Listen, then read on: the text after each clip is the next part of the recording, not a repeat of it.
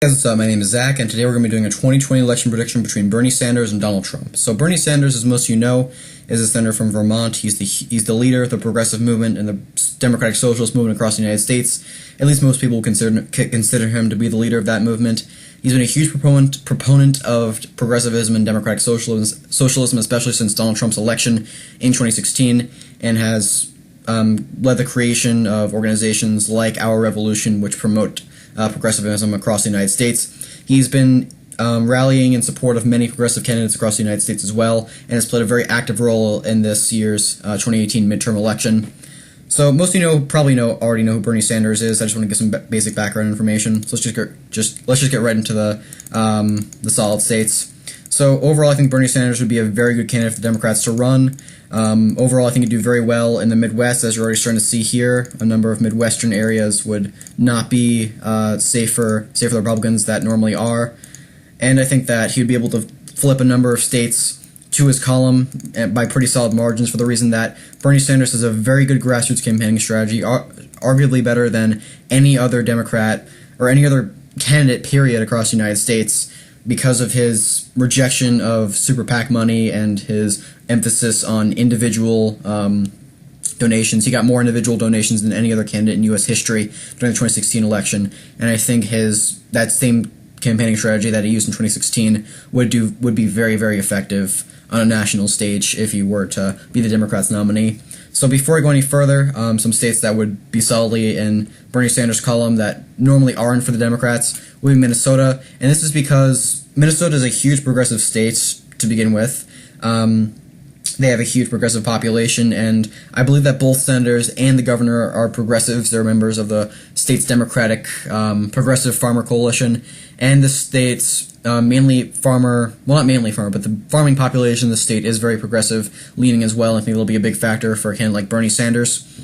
And going over to the New England region, Bernie Sanders would do tremendously well here. I believe that both New Hampshire and Maine's true electoral votes would go solidly in Bernie Sanders' column, and this is mainly because of regionalism. Bernie Sanders is seen as the face of New England overall, and I think that given both these areas strong Democratic identity to begin with, and Bernie Sanders' very strong appeal to New England values, both these areas would go solidly in his column. I don't think that Trump has much of a chance of taking either of those areas from Sanders. And little known fact, Bernie Sanders' son, I believe, is running for Congress in either New Hampshire's 1st or 2nd congressional district. So if he wins, which he most likely will, that'll definitely be a big factor for Sanders in New Hampshire, which is another reason why I could go solidly, or why it would go solidly in his column if he was the candidate for 2020. Colorado would also consider to be solidly in Bernie Sanders' column, and this is really because of his Midwestern appeal, which I'll explain more later. The Midwestern appeal will absolutely be a factor. The legalized marijuana movement, which he's a big proponent of, would also be a factor in Colorado, along with the state's strong progressive population, which is probably one of the more prominently progressive states across the United States, right up there with Minnesota and Vermont, I'd say. With those factors taken in mind, I call Colorado solidly in Bernie Sanders' column. So let's go over to safe, likely leaning toss-up states now. Montana and North Dakota I both consider to be likely in Trump's column. And before going any further, the reason why Bernie Sanders has such strong Midwestern appeal, since many people are wondering why Bernie Sanders has such strong Midwestern appeal, is because he comes from a state like Vermont, and which may not be in the Midwest, but this state is predominantly sparsely populated. It's sparsely populated and mostly rural as well, and that really is reflected across the Midwest as well. It's predominantly rural and it's mostly sparsely populated, and Bernie Sanders does very well in areas like that. Most people consider rural and sparsely populated locations like Montana, like North Dakota, to be mostly Republican, and that's 9 out of 10 times the case. But if you present the progressive argument, which Bernie Sanders does, to Midwestern areas, especially recently in Kansas, which he was just rallying in with Alexandria Ocasio-Cortez about a month ago, that message is very strong for farmers, especially progressive arguments, especially regarding strengthening the middle class and bringing jobs back to the United States as well, is very strong amongst the farming vote, because many of those principles do very well for American farmers. And it's just it's just a very strong appeal to Bernie Sanders has very strong appeal to the Midwest for those reasons.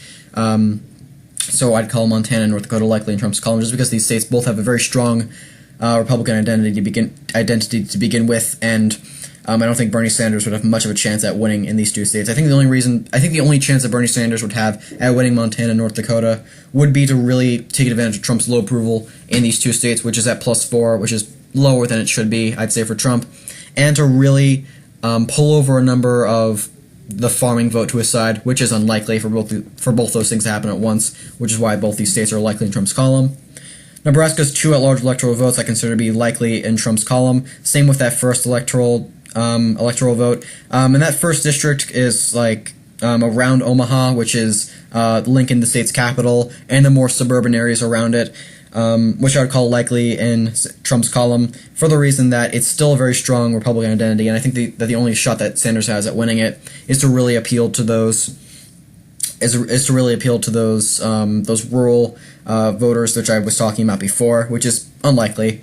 And those 2 electoral votes, I think the only way it can go to Sanders, which is the entire state at large, is if Bernie Sanders, 1, wins the first congressional district, and really not only wins the second district, but has peak turnout, more so than most of the Democrats in the second district, which in both those things are pretty unlikely. So for that reason, those 2 electoral votes would go likely in Trump's column.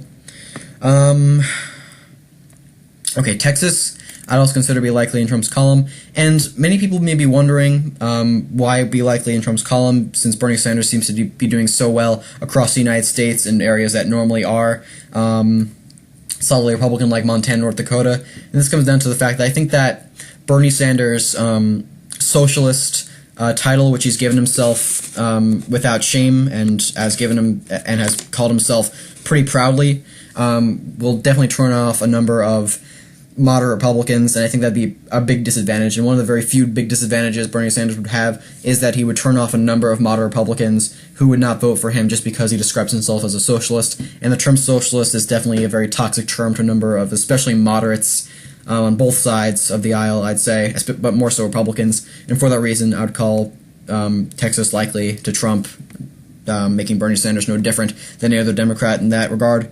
Same with Georgia. I call that likely in Trump's column as well. And this comes down to the same reasons why I was talking about for Texas. Bernie Sanders would not be able to appeal strongly to those moderate Republicans, and they'd go to Trump. Even if they don't support Trump, they'd still go to Trump because Bernie Sanders describes himself as a socialist, and that's enough to turn them off to his side. Virginia I would call likely in Bernie Sanders' column, and many people may be wondering why this state would be likely in Bernie Sanders' column, considering that places like Minnesota and Colorado, which normally are not solidly in the Democrats' column, are. This comes down to the fact that Virginia it really represents the core values of the Democratic Party. The Democrats in this state are mostly moderate. There's not a whole lot of progressives in Virginia overall. It's a very moderate Democratic state, and it really aligns itself more so with the more centrist and moderate principles of the modern Democratic Party than it is with the progressive movement of Bernie Sanders. But for those reasons, I would consider it go just as likely to Bernie Sanders as it would with any other Democrat. For those reasons, New Mexico I'd also consider to be likely in Bernie Sanders' column for the same reason. I'm getting a lag. My apologies. For the same reasons as Virginia, this state doesn't have a very strong progressive population. It really aligns more so with the moderate views of the modern Democratic Party than it does with the progressive movement of Bernie Sanders. So for that reason, it go likely to Bernie Sanders rather than solid. Wisconsin, now we're going over to the Rust Belt. I would consider to be likely in Bernie Sanders' column. And overall, I think the Rust Belt would go very solidly to Bernie Sanders, and this comes down to the fact that what's ironic is that Bernie Sanders and Trump really have the same views. Well, not the same views, obviously, but when it comes to things like strengthening the middle class and bringing jobs back to the United States, Bernie Sanders and Trump see eye to eye, and that's a high priority. But they both have two very different ways of accomplishing it. So people in Wisconsin and Michigan, especially the moderate Republicans who voted for Trump in 2016, may see that Trump's platform of strengthening the middle class and his way of doing it may not be working, and they may still want that to occur. And so they'll look to someone like Bernie Sanders, who has the same message as Donald Trump but has a different way of accomplishing it, and may want to try out his way of doing things rather than Trump's. And I think that'll be a very strong message throughout the Rust Belt, which is why states like Wisconsin and Michigan, which I'm going to give to Bernie Sanders as well, would go solidly in his column, because Bernie Sanders' message of strengthening the middle class and bringing jobs back to the United States, I think, would be stronger than Trump's in the end, especially amongst moderate Democrats in these two states. Going over to Nevada, I would consider that to be likely in Bernie Sanders' column, and really this is because I think that this state may not be very progressive overall, but I think that he would keep the main Democratic base in the state and would definitely use Trump's low approval in the state, which has been consistently low throughout the entire 2 years that Trump has been in office, to his advantage, making it go likely in his column. Pennsylvania, I would also put likely in Bernie Sanders' column, making him the hypothetical next president of the United States. And this is because I think that Bernie Sanders would absolutely have peak turnout in places like Philadelphia, Pittsburgh, Scranton, because he does have a very good grassroots campaigning strategy, which would result in many people who normally don't vote in elections at all to turn out to his side, which would be a huge factor in urban areas as well. And I think that'd be a big factor, which would make the state go likely in his column, along with his appeal to maybe the more Midwestern areas of the state, the more affluent suburban areas that went to Trump in 2016 but are starting to turn away from Trump now. I think those areas would go to Bernie Sanders, and I think it would do mildly well amongst the rural locations in Pennsylvania. With all those factors taken into consideration, I'll put the state likely in Bernie Sanders' column. Going over to Nebraska second, I'll put this district likely in Bernie Sanders' column. And this comes down to the fact that this is a Midwestern city, and this already has Omaha has a very low approval of Trump to begin with. And with those two factors, Midwestern and Trump's low approval in mind, I put it likely in Sanders' column. Really, this is really the only candidate I think could win this district and win it and have it likely in his column. And with that said, I think that I think that Bernie Sanders would also put this state likely in his column, and I think he's really the only Democrat that would be able to accomplish that. And that really is because Trump, one, is turning his back, I think, on the farming population in the state through his tariffs. His approval amongst farmers in the state has plummeted as a result of the tariffs, which has doubled and tripled prices for farmers in the state. So I think that Bernie Sanders could absolutely turn over a number of those farmers to his side, especially considering that he has strong farmer appeal and rural appeal overall. And given the state and given Trump's low approval to begin with in the state, and the fact that I think Bernie Sanders would have peak turnout in places like Des Moines and Davenport, I believe is the name of the city. The urban locations in Iowa, combined with his farmer appeal, would put the state likely in Bernie Sanders' column. And this is really the only instance where I would put Iowa likely for the Democrats. And if you guys have any thoughts on it, please feel free to leave them down below. I think that's pretty sound logic. If you guys disagree, feel free to leave a comment down below, and I will probably have a discussion with you about it. Then North Carolina, I'd also put likely in Trump's column. And I think that Bernie Sanders does not have tremendous Southern appeal. I think that's a big exception across the United States in terms of how far Bernie Sanders' appeal goes. I don't think he has good Southern appeal, mostly because he describes himself as a socialist, which I think would turn off a number of voters in the South. And North Carolina, which I gave leaning to Trump during the Joe Biden prediction, I put likely for Trump in this Bernie Sanders prediction, because, like I said, Bernie Sanders would turn off those moderate Republicans and would also not get a tremendous amount of African American turnout to his side. And for those reasons, I would consider the state to go likely in Trump's column. Now let's go over to before I go over to leaning, I forgot to fill in Maine second, which I would consider to be likely in Bernie Sanders' column. I meant to fill that in much earlier. I think this district will likely in Bernie Sanders' column for the main reason that Bernie Sanders is the face of the region, like I said before. He would have great support amongst the areas towards the north of Maine, which is where this district encompasses. And the only reason why I consider it to be likely and not solid is because Trump won this district pretty solidly in 2016.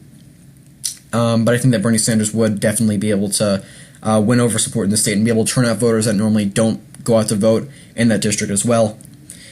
Now going over to the leans, I consider Ohio to be leaning in Bernie Sanders' column, and I think that this state would definitely be competitive between Bernie Sanders and Trump, mostly because I think that a number of moderate Republicans would not vote for Bernie Sanders and would definitely vote for Trump instead, because he describes himself as a socialist, and that is definitely a very dirty term to a number of moderate Republicans.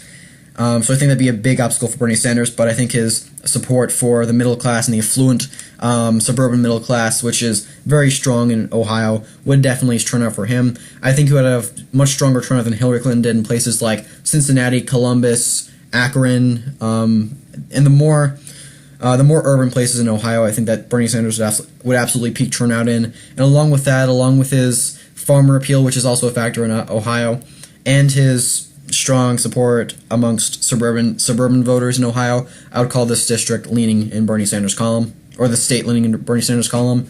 Not going over to Arizona, I would call this state, I keep saying district, I'd say I would call Arizona leaning in Trump's column.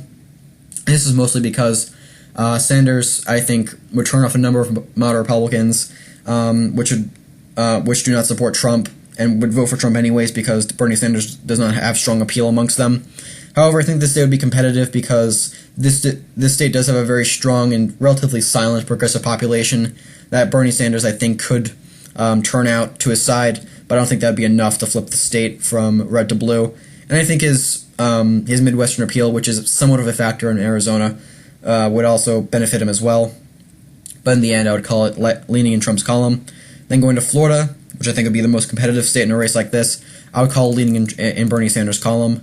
And this is because, one, I think that Bernie Sanders would be able to have peak turnout as a result of his strong grassroots campaigning strategy. And I believe he would have strong turnout amongst Hispanics. Not tremendously strong, but I think it would be pretty strong regardless. I think he'd be able to have peak turnout amongst the LGBT population in Miami and Orlando, which would be a factor as well. And despite Trump's +4 approval in the state, or +5, I don't remember which one it is, I think that Bernie Sanders would be able to take the state from Trump, mostly because of his grassroots campaigning strategy. So overall, this is what I think the electoral map would look like with Bernie Sanders with 333 electoral votes, which I think is more than any other Democrat I've given, at least recently. And this makes sense for the reason that Bernie Sanders really has a very strong and very prominent base across the United States that is very strongly in support of him and would turn out very, very strongly for him if he was the candidate in 2020 for the Democrats. And overall, I think and Bernie Sanders is not a Democrat; he's an independent. And I think that for Republicans wanting to campaign against the Democrats, comparing them to Nancy Pelosi and the Democratic establishment, Bernie Sanders goes against the Democratic establishment, so that'd be a big factor for him in places like Iowa and Ohio as well, which do not support the Democratic establishment. And that's really a big factor for Bernie Sanders as well, which basically goes against the establishment, and many people do not support the Democratic establishment, especially in places like Iowa and Ohio, which I mentioned before. So overall, this is what I think the electoral map would look like. If you guys have any thoughts, please feel free to leave them down below. If you like this video, like, share, comment, and subscribe. It's the only way for smaller channels like mine to continue to grow. And if you guys would like to see any videos in particular that you think would be interesting, please feel free to comment them as well, and I'll put them on my list to make a video of it in the future. Hope you guys have a good day. See ya.